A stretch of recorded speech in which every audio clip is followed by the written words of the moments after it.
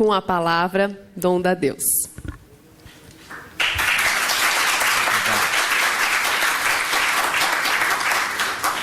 Boa noite. Então podemos passar nosso... Então nós temos a nossa palestra sobre a sociedade moderna, das trevas para a luz. Então esse tema é meio complexo. Antes de entrar no tema, como antigamente faziam os jesuítas, aprendi com os jesuítas, de fazer a explicação dos termos, porque se não sabem os termos, depois fala sobre o quê. Então primeiro vamos colocar os termos, que a modernidade, que é um grande tema, e ele tem 3 sentidos diferentes, e bem diferentes. Primeiro é a contemporaneidade. Se nós temos que situar-nos aqui e agora.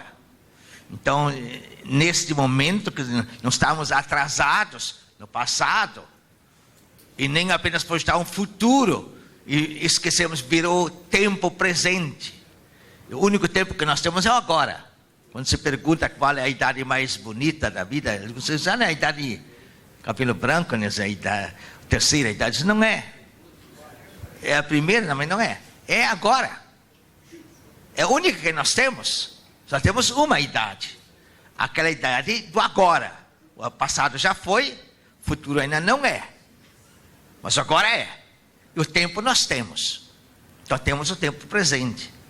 Por isso eu gostei daquela história do Galileu Galilei. Perguntaram para ele quantos anos ele tinha. Ele respondeu que devia ter entre 10 e 12 anos. Aí ficaram meio estranhos, como 10, 12 anos, o senhor não está lá com 70?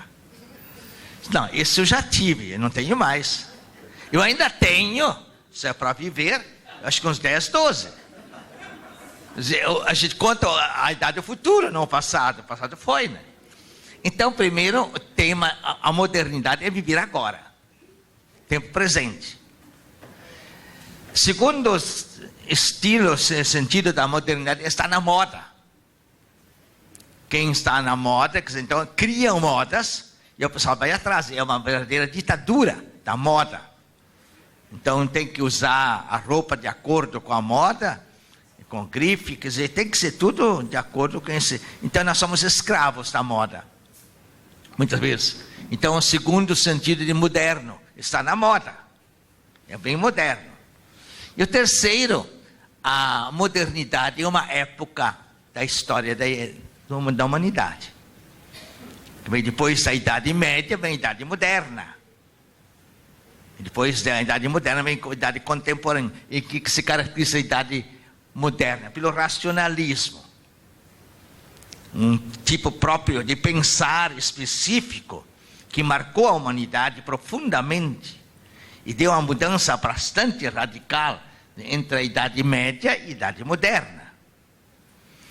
Então, quando nós vamos falar de sociedade moderna, então o que nós vamos querer primeiro colocar? O primeiro tema da Idade Moderna é a contemporaneidade. Já queremos ser de hoje. Nós somos de hoje.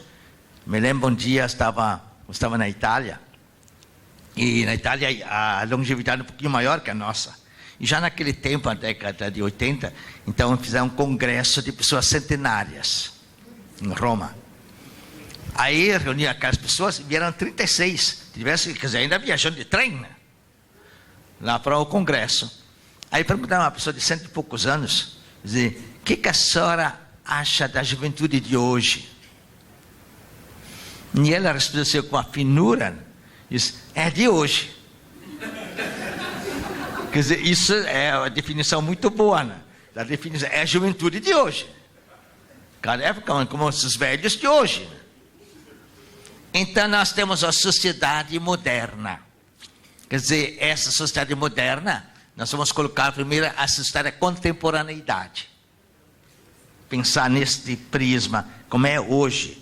Mas ela passou pela época moderna, que foi do passado, mas profundamente marcada. Nós somos mais filhos da cultura que da natureza.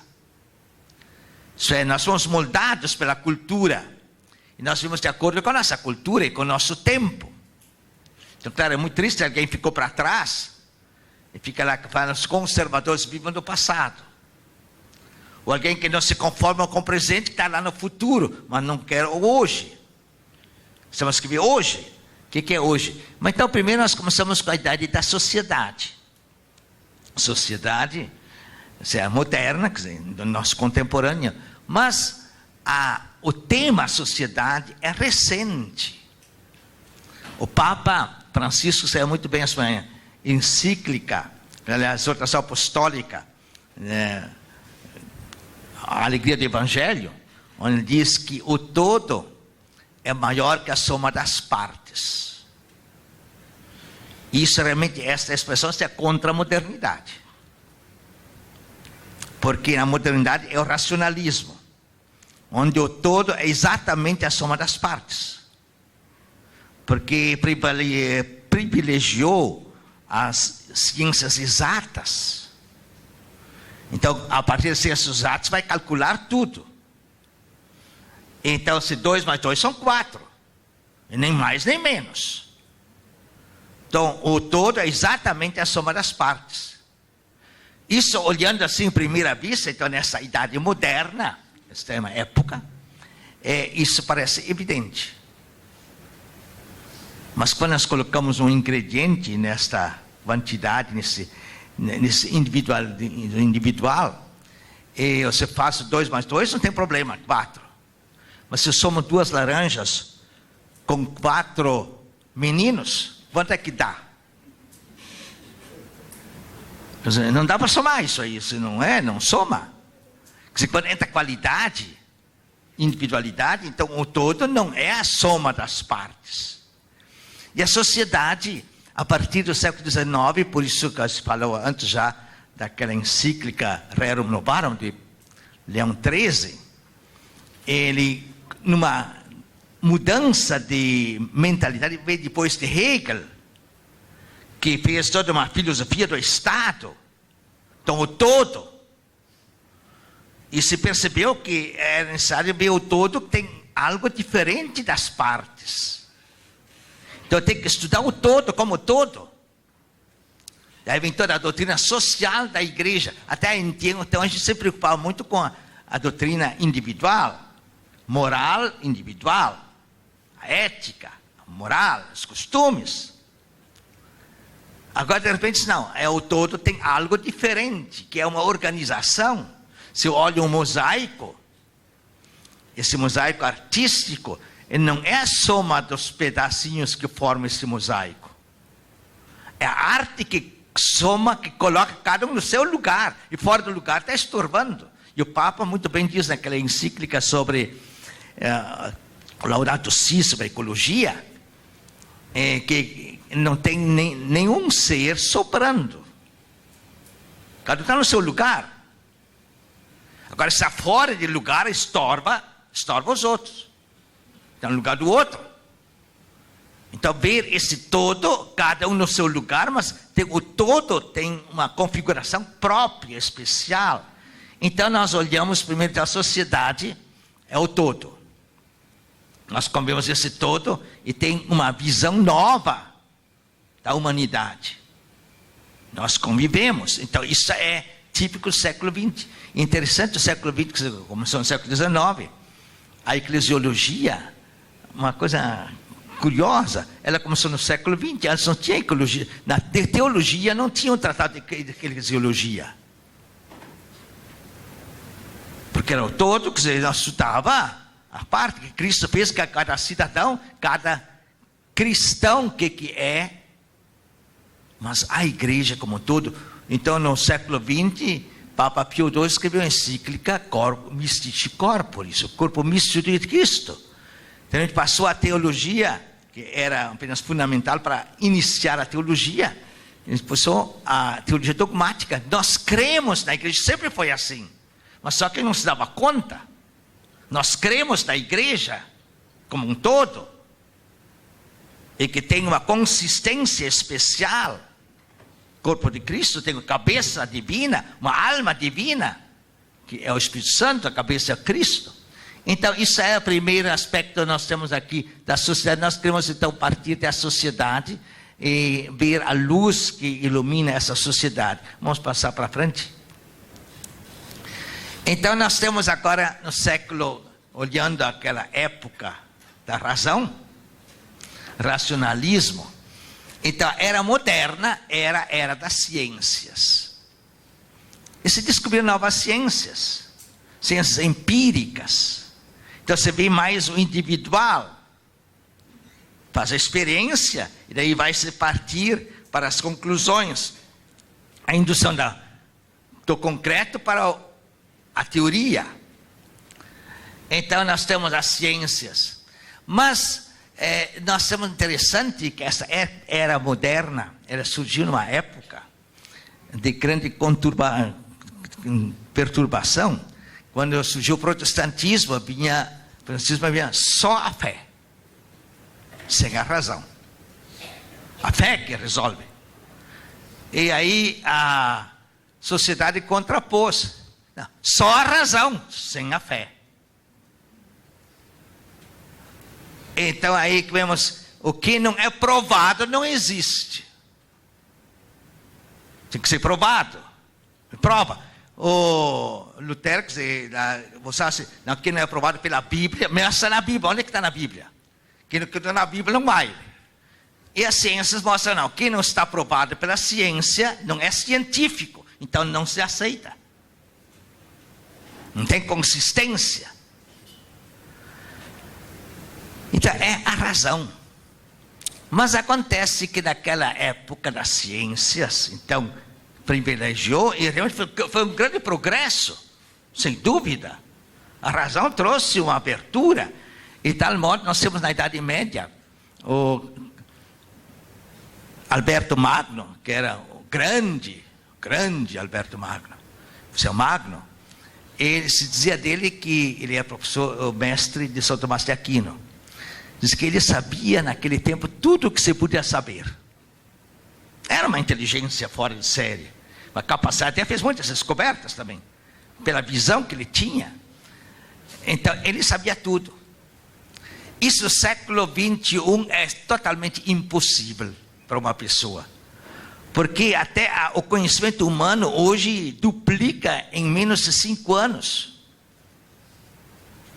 E entrando numa biblioteca, por exemplo, a biblioteca PUC, a gente vai lá, a gente sente pequenino. O que a gente conhece disso aí tudo? Desses livros, milhões de livros. Então a gente fica pequeno, passa ignorante de tanto conhecimento que hoje nós temos armazenado. Que a vantagem hoje com os novos métodos e técnicas. Mas aí essa época moderna das ciências, um momento que ela foi superada. E talvez que a igreja, o catecismo estava muito bem claro, sempre quando coloca não, o só é substituído por o e. Deus e o homem. A fé e a razão.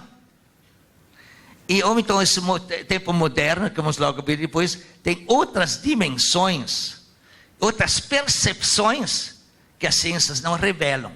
E já no tempo em que a grande discussão das ciências, da era moderna, se Descartes dizia, tem que ser provado, que não é provado não é científico. Pascal contrapunha, dizia, o coração tem razões que a própria razão desconhece. Nós temos outros modos de perceber as coisas. Por exemplo, se eu tivesse que provar para vocês existe aqui na sala, como é que ia provar isso? Não tem como provar. Não tem um princípio que eu possa deduzir. Só mostrando, só aqui. É um fato. Cox colocou uma teoria muito interessante na década de 60, escreveu um livro, A Cidade Secular. Ele mostrou que a cidade do futuro seria sem Deus. Ser ateia. Porque o homem do interior, da roça, nos falava que a população nossa era toda da roça, ele tinha contato direto com a natureza. E a natureza nos mostra com facilidade Deus. Tudo é gratuito. Se revela. Uma presença especial. E então, irmão, mas na cidade o homem não encontra mais a natureza. Ele encontra a si mesmo, as suas obras, não as obras de Deus. Então, se falta luz, eu não vou rezar para que venha luz. Eu telefono, eu reclamo, eu estou pagando. E quando eu vou sentar à mesa para comer, fazer a refeição, eu não preciso mais rezar, porque não veio nada de graça, eu paguei, eu comprei aquilo lá. Rezar para quê? Né? Então eu não devo nada a ninguém. Então nós acostumamos a esse novo relacionamento. Ele dizia, bom, futuro a cidade vai ser ateia, não vai mais ser Deus. E houve de fato um momento, um decréscimo da religiosidade. Até que em 1979, quando o Papa João Paulo II fez sua primeira viagem ao México. Marcou a época. Porque naquela viagem, 8 milhões de pessoas foram para a rua. Foi uma coisa nunca vista na história. E numa cidade, e num país onde era proibido manifestação pública religiosa. Mas um homem, quer dizer, foi aceito lá como representante do Estado Vaticano.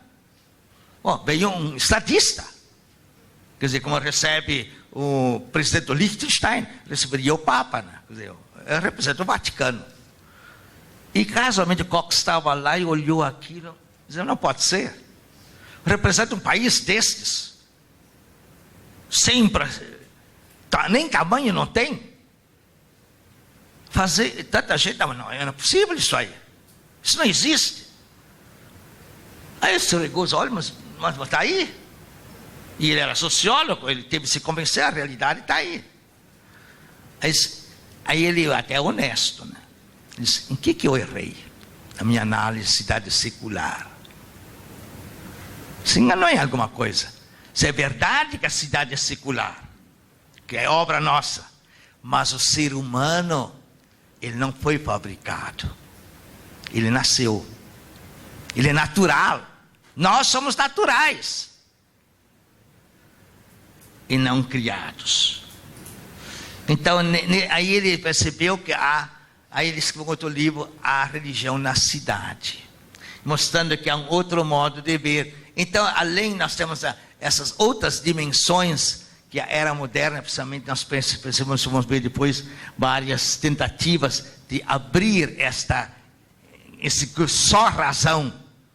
Nós temos outras dimensões, principalmente o sentimento. Hoje, século XX, é o século do sentimento, século XXI, século XX, é do existencialismo, a existência que se proclama.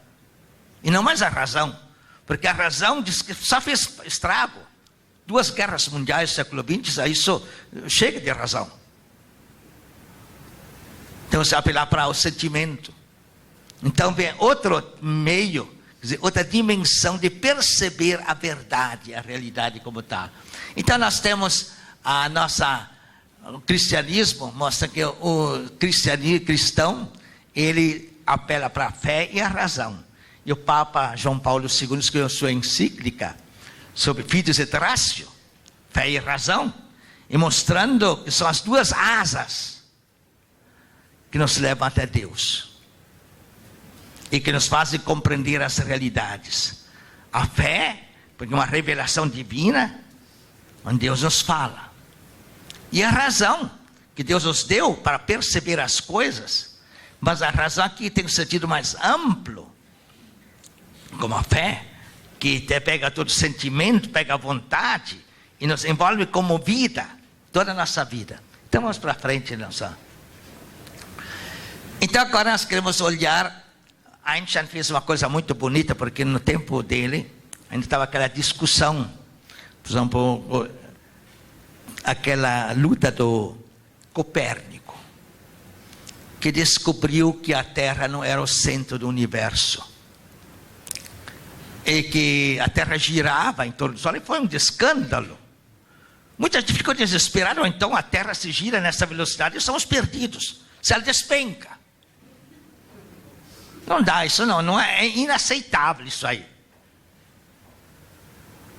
E aí ele não aceitaram essa teoria do centro, que a Terra era o centro.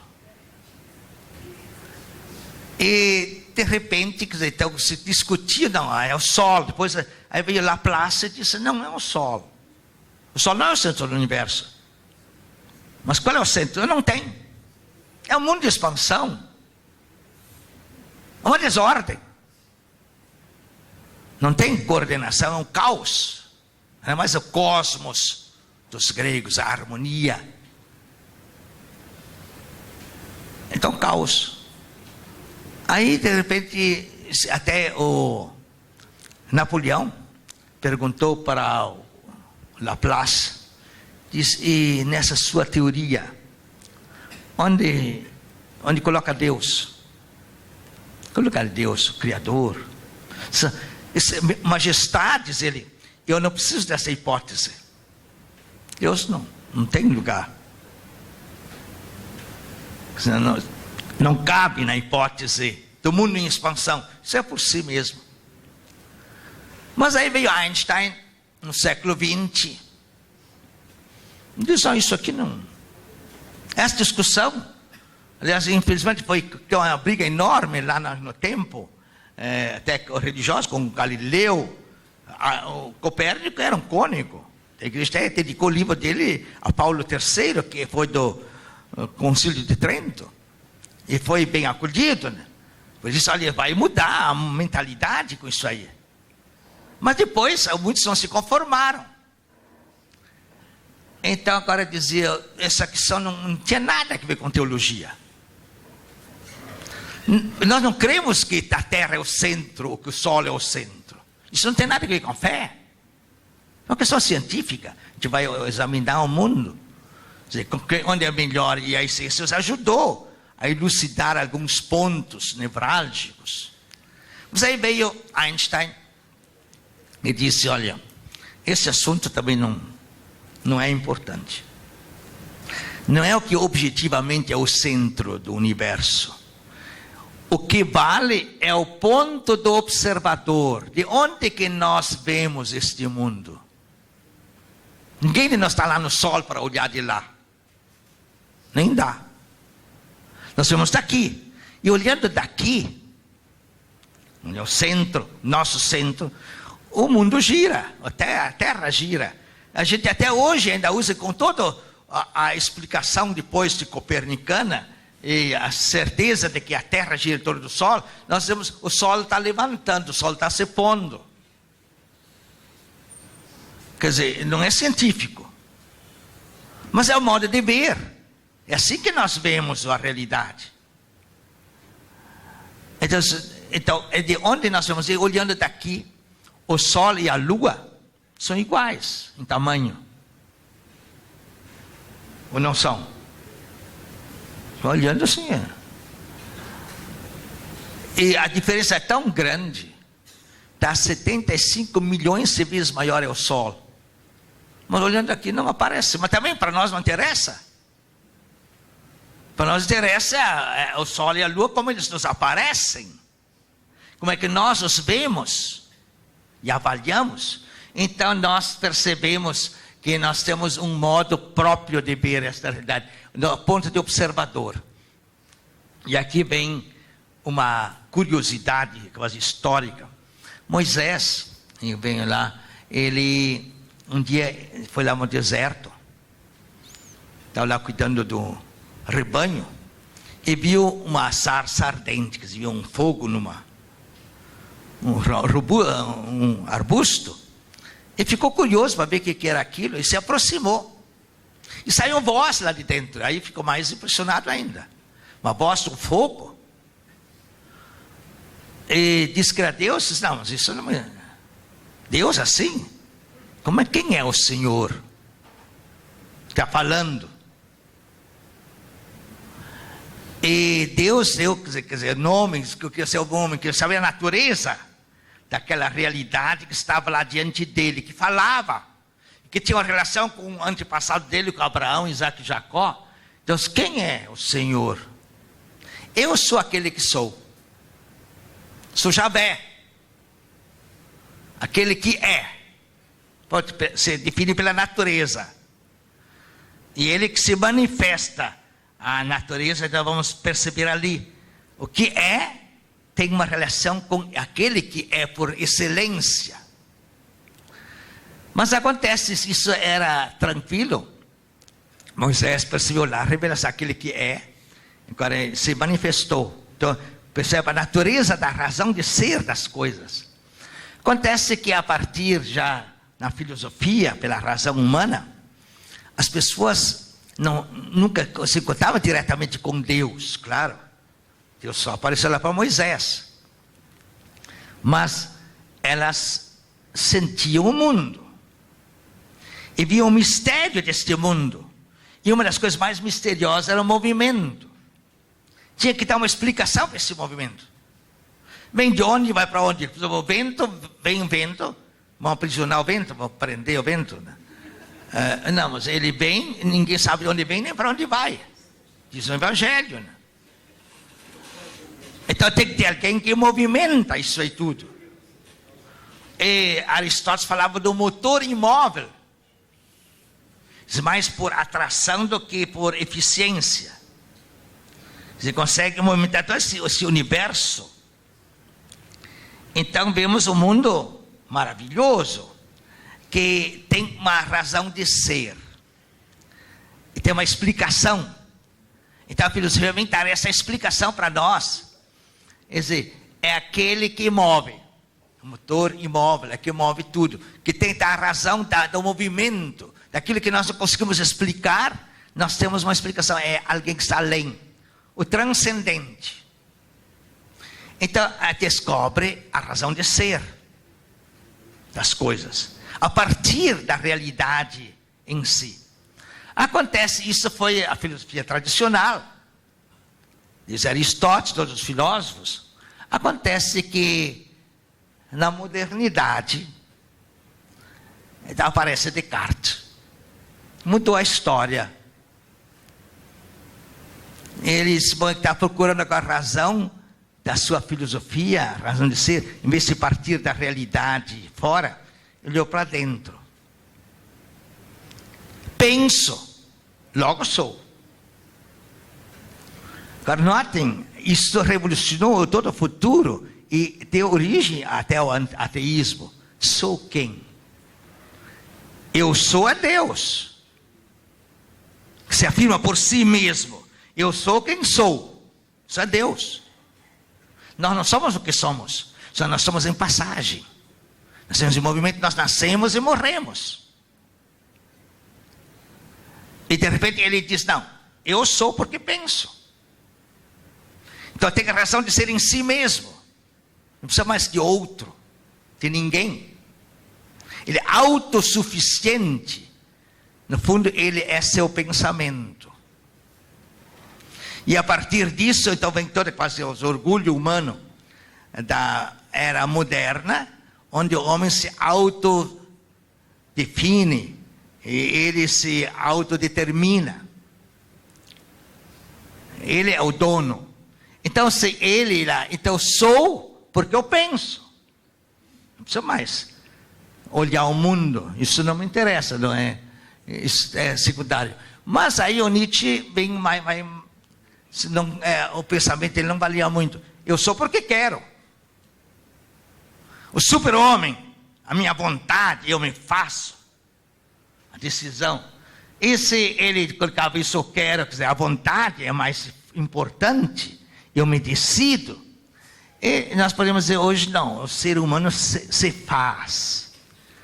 Nós, na idade adulta, nós estamos aqui, nós somos hoje aquilo que nós fizemos ser. Nós nos construímos. Então, estamos diante de um desafio muito grande. Agora, onde vamos achar a razão de ser em nossa vida? Vamos passar para o próximo. Nós agora percebemos o ser humano, a partir de sua razão, de sua capacidade que ele tem, ele se organiza. E tem dois modos de se organizar. O primeiro modo, até que valeu muitos séculos, uma teocracia, parte de Deus. Assim como Deus criou o mundo, também organizou a história. Vamos, história da salvação.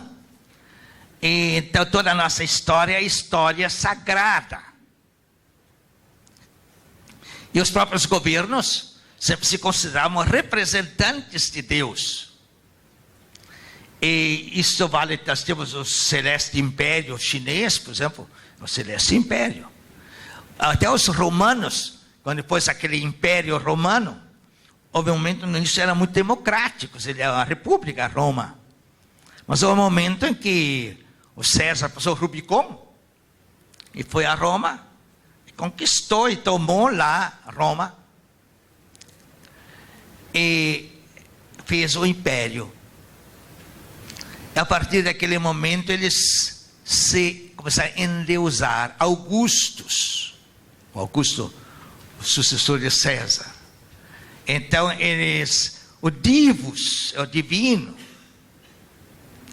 Aí o imperador fazia parte da divindade. E no Oriente isso era mais claro ainda. Os reis se proclamavam Deus.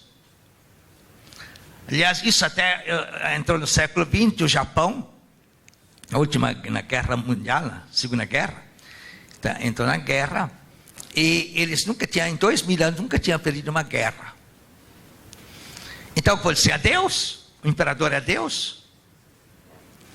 Então, quando daquela luta, nós não vamos entregar, não. Porque nós vamos vencer essa guerra. Aí os Estados Unidos jogou uma bomba atômica. Não convenceu. Jogou uma segunda. E foi aqueles terríveis destruições, Hiroshima e Nagasaki. Aí o imperador foi forçado a declarar que ele não era Deus. Isso foi o pior, muito pior que as bombas atômicas para o Japão. Desmoronou o país. Não é Deus. Quer dizer, é homem. E não tem poder divino. Então, diante desta realidade, nós percebemos as teocracias foram sendo substituídas pelas democracias. O governo é do povo. E o povo que delega a sua autoridade. Então, a democracia que vem de baixo, o povo que escolhe e forma seu governo. A gente podia dizer, bom, será que é melhor ou pior? É difícil dizer, porque a gente vê as democracias estão todas em crise, e é um regime muito caro, caríssimo, e muita corrupção, porque no fim se compram as coisas. Então, o que aconteceu? Houve um momento na Revolução Francesa, a separação igreja-estado. Então, duas categorias diferentes. O primeiro momento foi trágico na Revolução Francesa. A própria Constituinte da França, fazendo a Constituição, decretou abolido o cristianismo. Não existe mais. A igreja não existe mais. Então, essa dimensão se foi, a dimensão transcendente. A dimensão vertical. Foi abolida. Mas quando Napoleão assumiu a França, e depois fez de novo uma monarquia, e o Império Napoleônico, ele percebeu que a igreja, como não tinha sido os franceses que fundaram a igreja, também não eram eles que iam aboli-la. E não era o parlamento francês que aboliu o cristianismo. Então ele notou que a igreja era viva. Aí ele teve que capitular. Eles fizeram então uma concordata. A primeira concordata da história entre a França e a Santa Sé. Para então dizer, não, vamos respeitar, a igreja existe. E por isso no Brasil foi um pouquinho melhor a situação. Nós tivemos a união no igreja-estado num tempo da monarquia. Então a igreja era igreja oficial do Estado. Com a proclamação da República, separou a igreja do Estado. Mas o nosso governo não foi tão anti-católico que decretou a extinção. Não, separou e garantiu a igreja existe no Brasil. Então se mantém. Só que agora temos duas realidades. Igreja, só que facilmente com essa concepção nova, a igreja fica só com a parte religiosa. E só a parte transcendente, olha para o céu. E muitas vezes fica tão alienada da realidade concreta do mundo. Enquanto que o Estado, ele toma só a parte imanente, quer dizer, secular. Então, a horizontal. Então, é democrática. Então, quer resolver os problemas do tempo. A igreja é eterna e o Estado é temporal. Mas aí, então, criou toda uma nova estrutura. Até eu escrevi um livro, no fim do ano passado, A Política na Era Secular, pela CNBB. Então, mostrando um pouquinho como esta realidade não é só afeta a igreja. Afeta todas as dimensões dessa era secular. A educação. Quando o Estado quer determinar que educação tem que ser dada.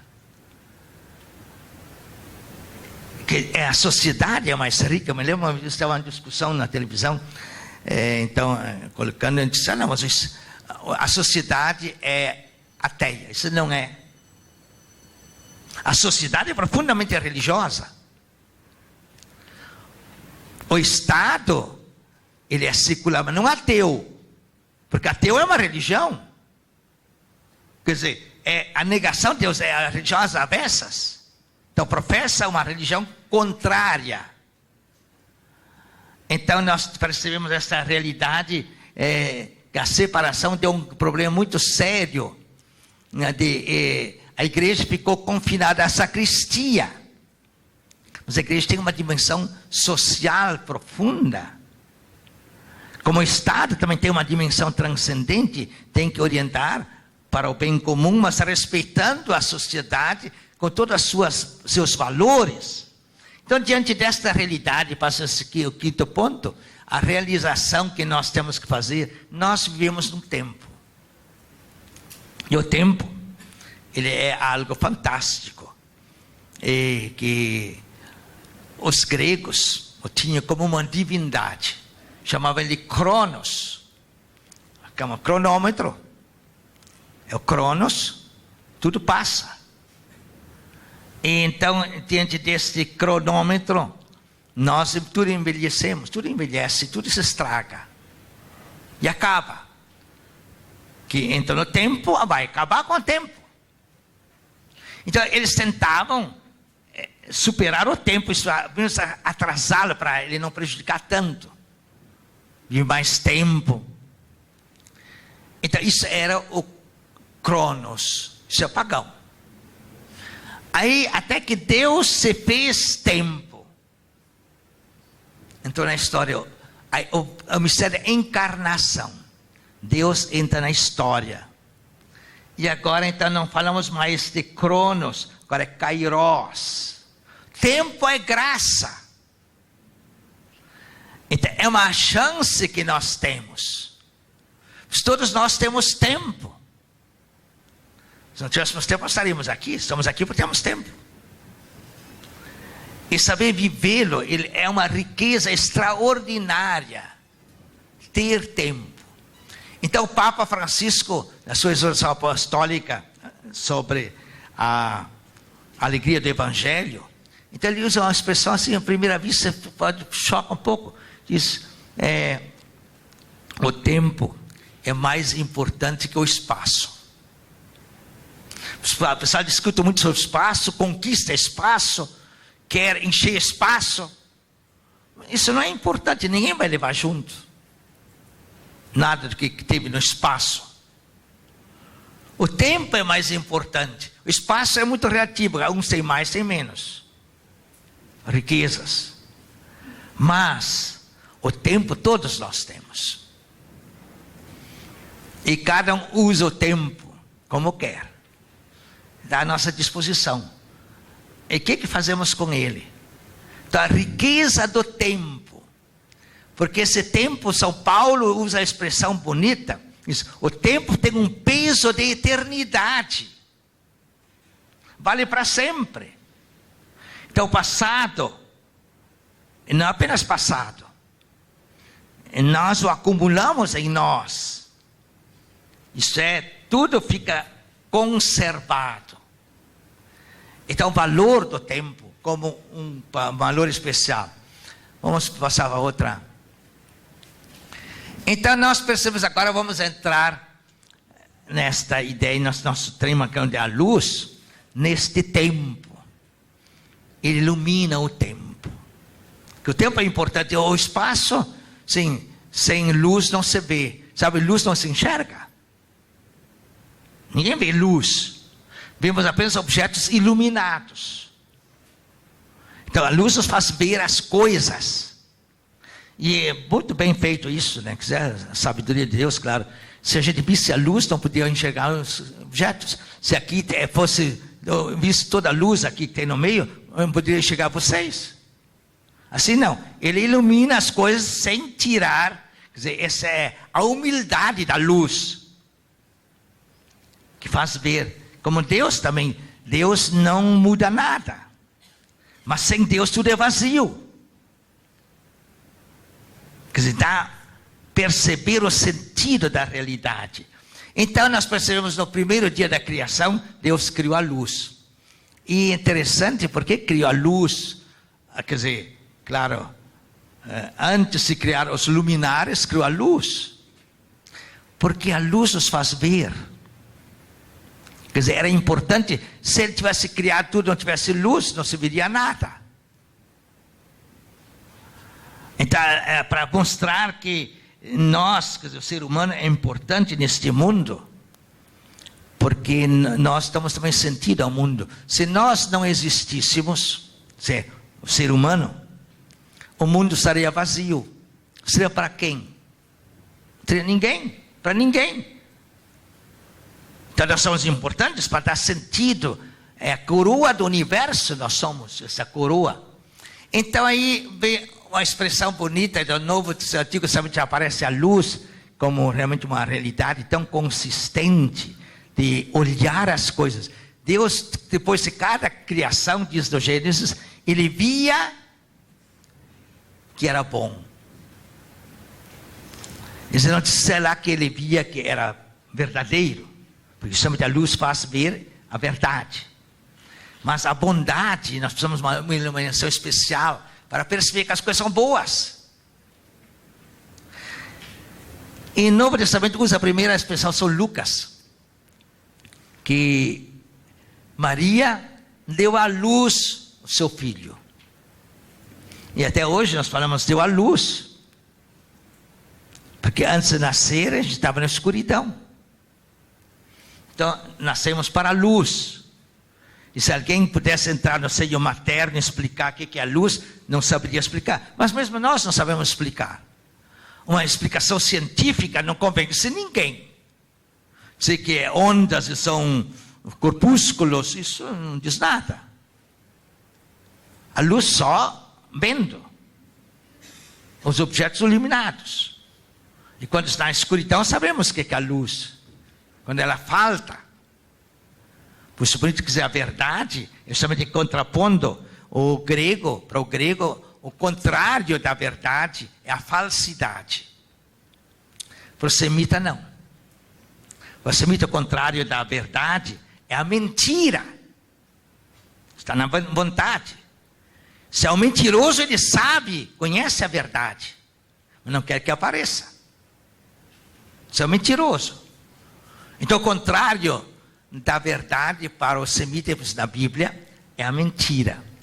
Então, nós percebemos como lá, quando Cristo nasce, Mateus escreve no Evangelho dele, uma grande luz brilhou. Para os anjos e para os pastores, tudo iluminou-se.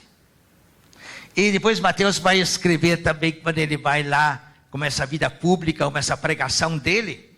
Então ele diz, na pregação, surgiu uma grande luz para aqueles povos. Cristo é a luz do mundo. Então nos mostra o que é a verdade, para nós podermos compreender melhor esta realidade profunda. Então, as trevas foram superadas, e João mostra muito esta realidade. Então, nós buscamos a verdade no pensamento, pesquisando, e foi muito bonita esse concílio, tinha colocado que, falando da revelação divina, Deus nos falou. Mas a primeira fala que Deus fez foi criando. A natureza é a primeira revelação divina. E Kepler, por isso, dizia: eu leio os pensamentos de Deus na natureza. E o Collins, quando escreveu agora sobre a genética, fez a grande descoberta, que nós levamos milhares de séculos, de milênios, para descobrir como Deus, o que Deus usou para fazer vida. Finalmente descobrimos. Então, ele chamou o livro dele, católico, Collins, A Linguagem de Deus. Deus nos fala pela natureza, mas depois nos fala pela Bíblia. E nos fala pela tradição, que é a vida que se transmite, chega para nós. Então nós buscamos Deus em toda essa realidade tríplice da revelação divina, pela criação, pela Sagrada Escritura e pela tradição, pela vida que chegou até nós. E concluímos então nossa conversa, as exigências que nós precisamos para ver 3 grandes exigências. A primeira, eclesialidade. Isto é, nós vamos ver a partir da igreja, a igreja de Cristo, ir ensinar o evangelho a todos os povos. Então ela nos vai mostrando a verdade de Deus. Mas além disto, nós temos as ciências, e que nos ajudam muito. E claro, todos nós fomos para a escola, temos curso cada vez mais aperfeiçoados, ao primeiro, segundo e terceiro grau, fundamental, médio e superior, para dizer, vamos conhecer mais. Então temos as ciências, então a coisa científica, não é apenas eu acho que é. Temos dados mais seguros que nos iluminam e ajudam a compreender melhor o mundo. E depois temos uma exigência contemporaneidade. Quer dizer, colocar no nosso tempo, ser atualizado. O italiano usa uma expressão muito bonita, aggiornamento. Atualizar-nos. E em Santo Domingo, a Conferência Episcopal Latino-Americana, usou uma palavra nova, que no início chocou um pouco. Se faltou a inculturação. E dizemos, mas agora a igreja vai optar pelos incultos, pela ignorância. Não, inculturação significa uma ação para dentro da cultura. Vamos entrar na cultura, ver como na cultura Deus se revela para nós. Então hoje evangelização é sinônimo de inculturação. E nossa vida é uma inculturação do Evangelho. Quer dizer, o Evangelho nos traz a cultura cristã, e que foi o tema de Santo Domingo, um dos temas, a cultura cristã. Então, viver esta realidade nova. Então, assim, queria deixar esta mensagem. Nós temos uma luz que nos ilumina nessas 3 dimensões: a igreja, as ciências e o tempo presente. Ouvir a voz de Deus na voz do tempo. Deus nos fala pelo tempo e nos diz tantas coisas maravilhosas. Estar atentos a esta voz. Obrigado.